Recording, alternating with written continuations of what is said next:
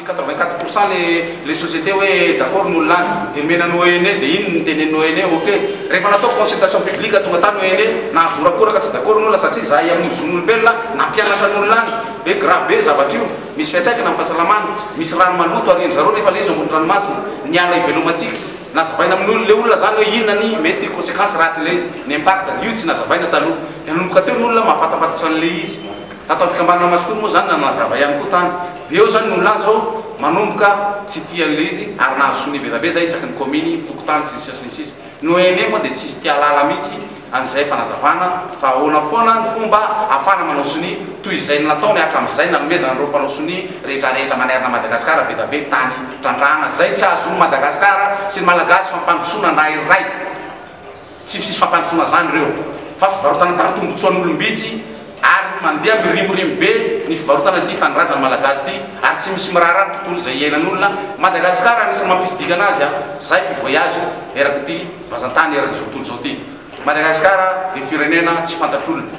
fa ny afantaran'olona Madagasikara dia ny nature sy ny tontolo iainana vela zanahary eto Madagasikara zany hoe ny paysage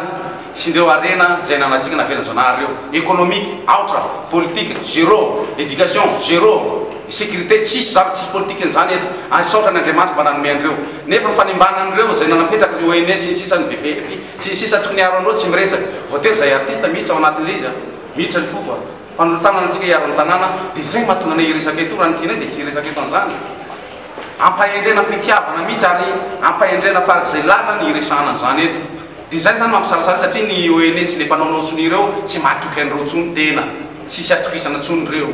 miresaka hoe tombotsoa développement inona efa firy taona nyresana zany développement zany natao foana ny sonina nomezana andreo vazara 70 taona efapolo taona roapolo taona nitrandrahan'ny société eo raha vao d'accord isonio roapolo taona izy mitrandraka ao hoazany ary tsisy anaramaso hoe firy taona isan'andro naondrany ao ary inona marina moa no tena ondrany ao ino no tena tadiavinao ambanin'io tany eo zay ampotehany ny tontolo iainana zay iveloman'olona amin'ny faritra iny zay arenan'ny malagasy dia niantso anao tao amin'ny ministère ny miny gaga ho izy zay tao amin'ny ministère ny miny fa